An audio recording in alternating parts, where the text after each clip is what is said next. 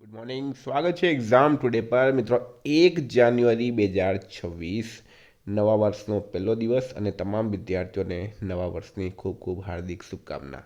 તો 1 જાન્યુઆરી 2026ના relative current અફેર્સની discussion આ વિડીયોમાં આપણે કરવાના છે, તો છેલ્લે સુધી વિડીયો સાથે બની રહેજો. કરંટ અફેર્સ ઇમ્પોર્ટન્ટ ટોપિક છે, દરેક એક્ઝામમાં પ્રશ્ન પૂછવામાં આવે જ છે. મિત્રો, ટોપિક પર આવીએ. 1 જાન્યુઆરી ક્વેશ્ચન નંબર 1 છે. હાલમાં પ્રકાશિત થયેલા અહેવાલ મુજબ 2025માં ભારતમાં વાઘની વસ્તી કેટલા ટકા વધશે?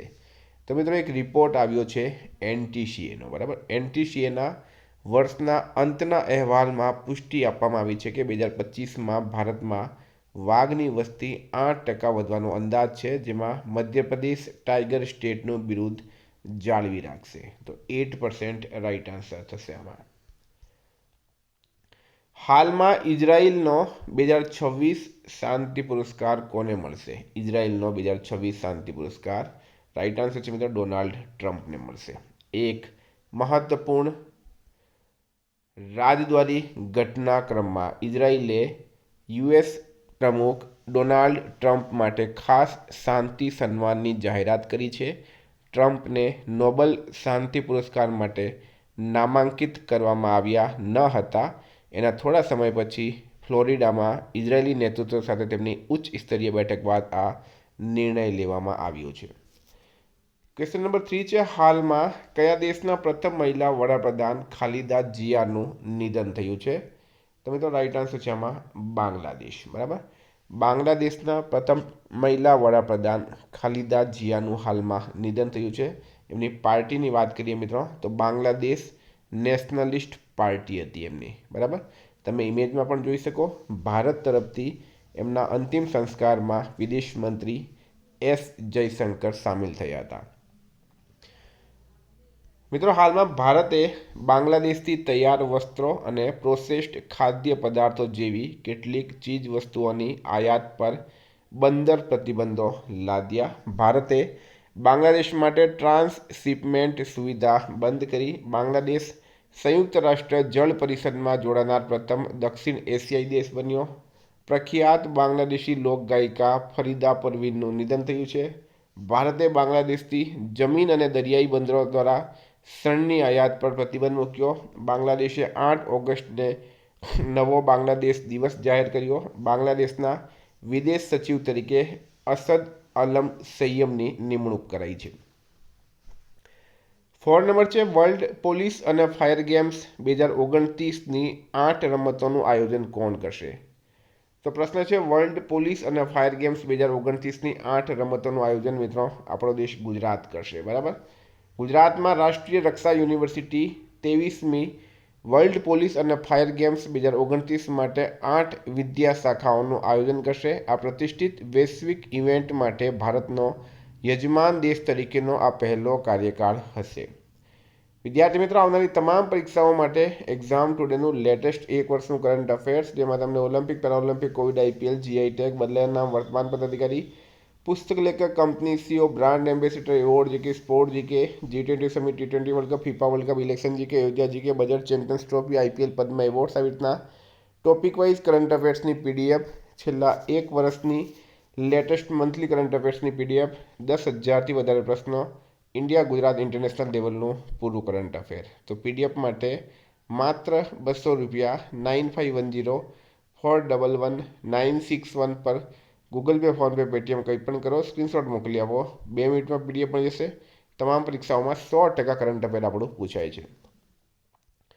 હાલમાં પ્રકાશિત થયેલા રિપોર્ટ મુજબ દુર્લભ પૃથ્વી ખનિજ ભંડારની દ્રષ્ટિએ ભારતનું સ્થાન શું છે? તો મિત્રો, ભારત આમાં ત્રીજા સ્થાને છે, બરાબર. કયા સ્થાને છે ભારત? ભારત મિત્રો ત્રીજા સ્થાને છે. ભારતમાં દુર્લભ પૃથ્વી ખનિજોનો નોંધપાત્ર ભંડાર છે, પરંતુ તેનું ઉત્પાદન ન્યૂનતમ છે. તાજેતરના એક અહેવાલમાં સંસાધનોની ઉપલબ્ધતા અને વાસ્તવિક ઉત્પાદન વચ્ચેના વિશાળ અંતરને પ્રકાશિત કરવામાં આવ્યું. આંતર વ્યૂહાત્મક ઉદ્યોગ સ્વચ્છ ઉર્જા અને રાષ્ટ્રીય સુરક્ષા માટે ગંભીર અસરો ધરાવે છે. ચીન મિત્રો નંબર 1 છે. હાલમાં પિનાકા લાંબા અંતરના માર્ગદર્શિત રોકેટનું પ્રથમ પરીક્ષણ ક્યાં સફળતાપૂર્વક કરવામાં આવ્યું? તો મિત્રો એ ચાંદીપુરમાં કરવામાં આવ્યું છે. ભારતે સંરક્ષણ ટેકનોલોજીમાં બીજી એક મહત્વપૂર્ણ સફળતા હાંસિલ કરી. સંરક્ષણ સંશોધન અને વિકાસ સંગઠન એટલે કે DRDOએ પિનાકા લાંબા અંતરના માર્ગદર્શિત રોકેટ LRGR-120નું પ્રથમ પરીક્ષણ સફળતાપૂર્વક કર્યું. આ પરીક્ષણથી સ્વદેશી ચોકસાઈ માર્ગદર્શિત શસ્ત્ર પ્રણાલીઓમાં ભારતની વધતી જતી ક્ષમતાઓ પર પ્રકાશ પાડ્યો. 7 છે, હાલમાં ધ્રુવ NG સિવિલ વેરિયન્ટ હેલિકોપ્ટરની પ્રથમ ઉડાન કોણે શરૂ કરી છે? તો મિત્રો રામમોહન નાયડુ રાઈટ આન્સર થશે. કેન્દ્રીય નાગરિક ઉડ્ડયન મંત્રી રામમોહન નાયડુએ આજે બેંગલુરુમાં હિન્દુસ્તાન એરોનોટિક્સ લિમિટેડના હેલિકોપ્ટર ડિવિઝન ખાતે ધ્રુવ NG સિવિલ વેરિયન્ટ હેલિકોપ્ટરની પ્રથમ ઉડાનને લીલી ઝંડી આપી હતી. આ હેલિકોપ્ટરને તેના સ્વદેશી શક્તિ એન્જિન માટે directorate general of civil aviation એટલે કે DGCA તરફથી નાગરિક પ્રમાણપત્ર પ્રાપ્ત થયું છે. હાલમાં પુરુષોની T20 આંતરરાષ્ટ્રીય મેચોમાં 8 વિકેટ લઈને કોણે ઇતિહાસ રચ્યો? તો મિત્રો સોનમ યેસીએ. બરાબર. ભૂટાનના સોનમ યેસીએ એક સીમાચિહ્નરૂપ ઘટનામાં પોતાનું નામ નોંધાવ્યું. પુરુષોની T20 આંતરરાષ્ટ્રીય મેચમાં 8 વિકેટ લેનાર પ્રથમ બોલર બનીને ઇતિહાસ રચ્યો. આ અનોખી સિદ્ધિ 29 ડિસેમ્બર 2025ના રોજ ગેલેકુમાં મ્યાનમાર સામેની ત્રીજી T20 આંતરરાષ્ટ્રીય મેચ દરમિયાન પ્રાપ્ત થઈ હતી. ફેબ્રુઆરી 2026માં કયો દેશ AI ઇમ્પેક્ટ સમિટનું આયોજન કરશે? ફેબ્રુઆરી 2026માં કયો દેશ AI ઇમ્પેક્ટ સમિટનું આયોજન કરશે? મિત્રો ભારત આમાં રાઈટ આન્સર છે. ભારતની વાત કરું તો ડોપિંગ વિરોધી નિયમો ઉલ્લંઘનમાં ભારત વિશ્વના ટોચનો દેશ રહ્યો છે. ભારતે સ્વદેશી ધ્રુવ 64 માઇક્રો પ્રોસેસર લોન્ચ કર્યો. ભારતને 2026 માટે કિમ્બર્લી પ્રક્રિયાના અધ્યક્ષ તરીકે નિયુક્ત કરવામાં આવ્યા. ભારતે બંગાળની ખાડીમાં ગુપ્ત રીતે પરમાણુ ક્ષમતા ધરાવતી K4 સબમરીનથી છોડવામાં આવતી બેલેસ્ટિક મિસાઇલનું પરીક્ષણ કર્યું. WHOએ ભારતમાં ઉત્પાદિત નવી ઓછી કિંમતની મૌખિક કોલેરા રસીને મંજૂરી આપી. ભારતે પ્રથમ સ્ક્વોશ વર્લ્ડ કપ જીત્યો. ભારતે તમારા પૈસા તમારા અધિકારો અભિયાન શરૂ કર્યું. હાલમાં કોને મોસ્ટ અચીવ્ડ ચાઇનીઝ એવોર્ડ 2025 મળ્યો છે? તો મિત્રો ઝાંગ ડામોને. ઝાંગ ડામો MSCA દ્વારા સન્માનિત થનારા પ્રથમ ચિત્રકાર બન્યા. તેઓ વૈજ્ઞાનિક યુઆન લોંગપિંગ અને આર્કિટેક્ટ IM પેઈ જેવા દિગ્ગજોની હરોળમાં જોડાઈ ગયા છે. 11 છે, હાલમાં ભારતના સૌથી મોટા જાહેર ક્ષેત્રના ગ્રીન હાઇડ્રોજન પ્લાન્ટનું ઉદ્ઘાટન ક્યાં થયું? ભારતના સૌથી મોટા જાહેર ક્ષેત્રના ગ્રીન હાઇડ્રોજન પ્લાન્ટનું ઉદ્ઘાટન મિત્રો ઓડિશામાં થયું છે. બરાબર, ઓડિશા રાઈટ આન્સર છે. ઓડિશામાં ભારતના સૌથી મોટા જાહેર ક્ષેત્રના ગ્રીન હાઇડ્રોજન પ્લાન્ટનું ઉદ્ઘાટન કરવામાં આવ્યું, જેનો ઉદ્દેશ્ય દરરોજ 50 ટન ગ્રીન એમોનિયાનું ઉત્પાદન કરવાનું છે. ઓડિશાનું મિત્રો કેપિટલ છે ભુવનેશ્વર. CM છે મોહનચરણ માંઝી. રાજ્યપાલ છે ડૉક્ટર હરિબાબુ કંબમપતિ. 12 નંબર છે, હાલમાં કયા દેશના તારાનાકી પર્વતને માણસ જેવા અધિકાર મળ્યા છે? તો મિત્રો એ મળ્યા છે ન્યૂઝીલેન્ડ દેશના. માઓરી જનજાતિએ વર્ષો સુધી લડત લડીને કાનૂન લડાઈ પછી ન્યૂઝીલેન્ડના 2561 મીટર ઊંચા તારાનાકી પર્વતને માણસ જેવા અધિકાર મળી ગયા છે. હવે હાલમાં કોને ગ્લોબલ લાઇફટાઇમ અચીવમેન્ટ એવોર્ડ એનાયત કરવામાં આવ્યો? તો મિત્રો નોવાક જોકોવિચને. દુબઈમાં વર્લ્ડ સ્પોર્ટ્સ સમિટમાં 13મા Mohammed bin Rashid Al Maktoum international sports એવોર્ડ્સના વિજેતાઓની જાહેરાત કરવામાં આવી હતી. સર્બિયન ટેનિસ સ્ટાર નોવાક જોકોવિચને ગ્લોબલ લાઇફટાઇમ અચીવમેન્ટ એવોર્ડથી સન્માનિત કરવામાં આવ્યા. 2008માં સ્થાપિત આ એવોર્ડ જાહેર જનતા સમક્ષ રજૂ કરવામાં આવ્યા હતા. 14 છે, હાલમાં કયા દેશના સુપર કન્ડક્ટિંગ મેગલેવ વાહનને માત્ર 2 સેકન્ડમાં 0 થી 700 કિલોમીટર પ્રતિ કલાકની ગતિ પકડવાનો વિશ્વ રેકોર્ડ બનાવ્યો છે? તો મિત્રો આમાં ચીન રાઈટ આન્સર થશે. ચીને લગભગ 2 સેકન્ડમાં 1 ટનના સુપર કન્ડક્ટિંગ મેગલેવ વાહનને 0 થી 700 કિલોમીટર પ્રતિ કલાકની ગતિ આપીને વિશ્વ રેકોર્ડ બનાવ્યો. હાલમાં આંતરરાષ્ટ્રીય ક્રિકેટમાં 10,000 રન બનાવનાર બીજી ભારતીય મહિલા ક્રિકેટર કોણ બની છે? તો મિત્રો એ સ્મૃતિ મંધાના બની. સ્મૃતિ મંધાનાએ આંતરરાષ્ટ્રીય ક્રિકેટમાં 10,000 રન બનાવનારી બીજી ભારતીય મહિલા અને વિશ્વભરમાં ચોથી ખેલાડી બની ગઈ છે. તિરુવનંતપુરમના ગ્રીનફિલ્ડ ઇન્ટરનેશનલ સ્ટેડિયમ ખાતે શ્રીલંકા સામેની ચોથી T20 આંતરરાષ્ટ્રીય મેચમાં એમણે આ સિદ્ધિ હાંસિલ કરી હતી.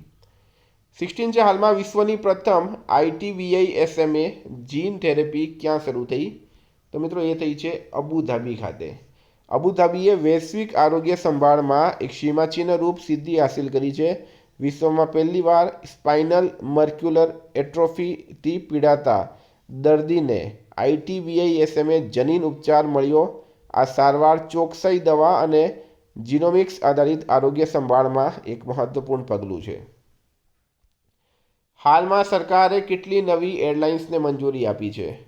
તો મિત્રો સરકાર દ્વારા હાલમાં 2 નવી એરલાઇન્સને મંજૂરી આપવામાં આવી, બરાબર. અને કઈ છે 2 એની પણ તમને માહિતી આપું મેં. તો સરકારે નવી એરલાઇન્સને મંજૂરી આપી છે. આમાં અલ હિન્દ એર, બરાબર, અલ હિન્દ એર અને ફ્લાઈએ એક્સપ્રેસનો સમાવેશ થાય છે, બરાબર. જો કઈ છે? અલ હિન્દ એર અને ફ્લાય એક્સપ્રેસનો સમાવેશ થાય છે. અલ હિન્દ એર મુખ્યત્વે દક્ષિણ ભારતમાં સેવા આપશે, જ્યારે ફ્લાય એક્સપ્રેસ પ્રાદેશિક એરલાઇન તરીકે કાર્ય કરશે. તો મિત્રો આ હતા કરંટના પ્રશ્નો. વાત કરીએ રિવિઝનની.